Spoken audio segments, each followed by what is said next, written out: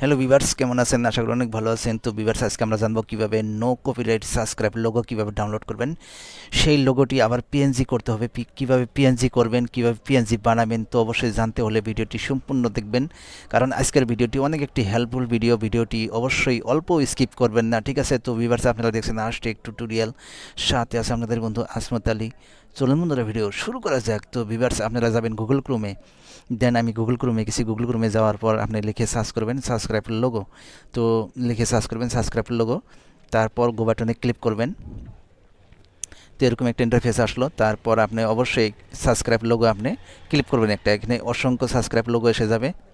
তো এখান থেকে আপনি দেখে দেখে সাবস্ক্রাইব লোগোগুলো ডাউনলোড করবেন। তো আমি এই লোগোটা ডাউনলোড করব। ডাউনলোড করার জন্য আপনাকে জাস্ট এখানে ক্লিক করে ধরে রাখতে হবে 2-1 সেকেন্ড। তো এইভাবে আপনি সাবস্ক্রাইব লোগোটা ডাউনলোড করতে পারবেন। এখানে দেখতে পাচ্ছেন ডাউনলোড অপশন এসে গেছে, তো ডাউনলোড করতে পারবেন। তো ডাউনলোড কমপ্লিট হয়ে গেল। তারপর আপনি নিচের দিকে স্ক্রল করে দেখুন, আরও অনেক সাবস্ক্রাইব লোগো আছে।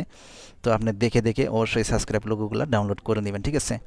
তো তারপর আপনি সেই লোগোগুলো কীভাবে আপনি পিএনজি করবেন, তো অবশ্যই ভিডিওটি স্কিপ করবেন না। আজকের ভিডিওতে আমি দেখাবো সাবস্ক্রাইব লোগোগুলো কিন্তু পিএনজি করতে হবে, ঠিক আছে? এখানে কিন্তু পিএনজি হয় নাই। তো ভিউয়ার্সে দেখতেই পাচ্ছেন এখানে চারো সাইড কিন্তু বগা হয়ে আছে, তো পিএনজি হয় নাই। তো পিএনজি করতে লাগবে, ঠিক আছে? তো পিএনজি করার জন্য আপনাকে অবশ্যই ভিডিওটি সম্পূর্ণ দেখতে হবে, ঠিক আছে? তো এইভাবে সাবস্ক্রাইব লোগোগুলো ডাউনলোড করবেন। তো এবারে আমরা চলুন আমরা দেখে নিই কীভাবে পিএনজি করবেন। তো নিচের দিকে স্ক্রল ডাউন করলে আরও অনেক সাবস্ক্রাইব লোগো আপনি দেখতে পাবেন। তো অবশ্যই দেখে দেখে সাবস্ক্রাইব লোগোগুলো আপনি ডাউনলোড করে নেবেন। ডাউনলোড করার জন্য আপনাকে অবশ্যই সাবস্ক্রাইব লোগোর উপরে 2-1 সেকেন্ড ক্লিক করে ধরে রাখবেন। তারপর এখানে দেখতেই পাচ্ছেন ডাউনলোড ইমেজ, এখানে ক্লিক করবেন, তাহলে ডাউনলোড হয়ে যাবে। তো চলুন এবার আমরা দেখে নিই কীভাবে সাবস্ক্রাইব লোগোগুলো পিএনজি করবেন। তো ভিউয়ার্স, আমি চলে আসলাম আমার গুগল প্লে স্টোরে। গুগল প্লে স্টোর থেকে একটি অ্যাপস অবশ্যই ডাউনলোড করে নিতে হবে। তো আপনি এই অ্যাপসটি ডাউনলোড করে নেবেন। তো ব্যাকগ্রাউন্ড নামের একটি অ্যাপস আছে, দেখুন ব্যাকগ্রাউন্ড ইউজার, এই অ্যাপসটি আপনি ডাউনলোড করে নেবেন, ঠিক আছে? এই অ্যাপসের মাধ্যমে কিন্তু সমস্ত আপনার subscribe logo, Android mobile PNG সব কিছু এখানে পিএনজি করতে পারেন, ঠিক আছে? আপনার ফটো, ইমেজ, যে কোনো পিকচার আপনি এই সফটওয়্যারটির মাধ্যমে আপনি পিএনজি করতে পারবেন, ঠিক আছে? তো এই সফটওয়্যারটি অবশ্যই ডাউনলোড করে নেবেন।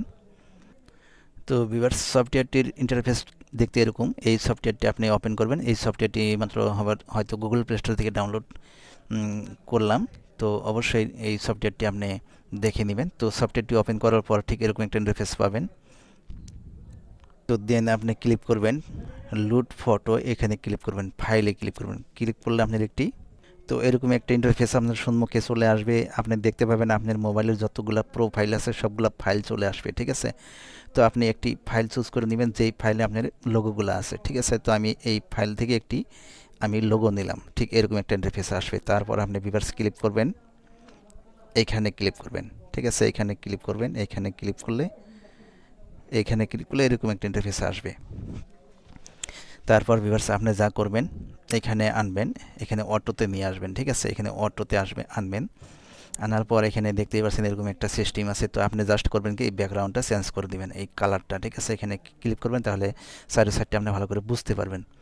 তো এবার আপনি এই যে লাল একটা অ্যারো দেখছেন, এই অ্যারোটা আপনি এরকম হাতের আঙ্গুল দিয়ে স্কিপ করে নিয়ে আসবেন নিচের দিকে, এরকম নিয়ে আসবেন। তারপর এখানে ক্লিক করে দিবেন, ঠিক আছে?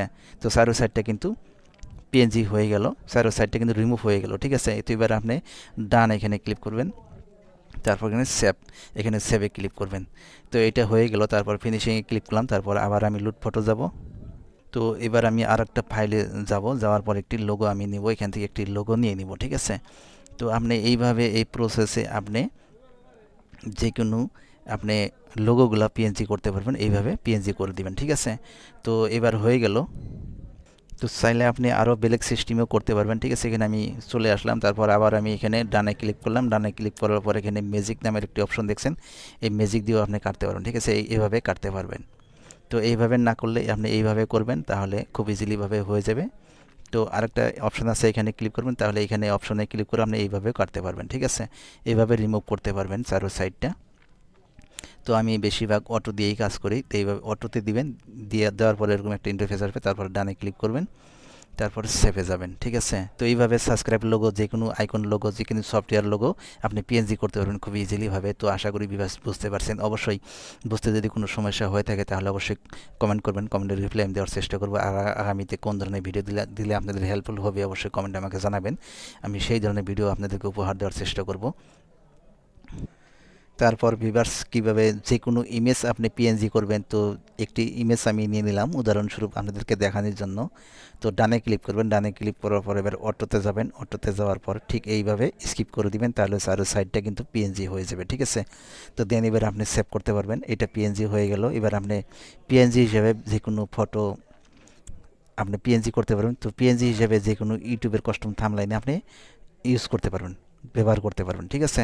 তো এইভাবে আপনি যে কোনো সাবস্ক্রাইব লোগো, ইমেজ, পিকচার, আপনার সফটওয়্যার লোগো, আইকন সবগুলো পিএনজি করতে পারবেন। আশা করি বুঝতে পারছেন। তো ভিউয়ার্স অবশ্যই এই চ্যানেলটি সাবস্ক্রাইব করে রাখবেন, সাথে থাকা বেল আইকনটি প্রেস করে দিবেন। আমি প্রায় দিন হেল্পফুল ভিডিও এই চ্যানেলে আপলোড করে থাকি, অবশ্যই চ্যানেলটি সাবস্ক্রাইব করে রাখবেন।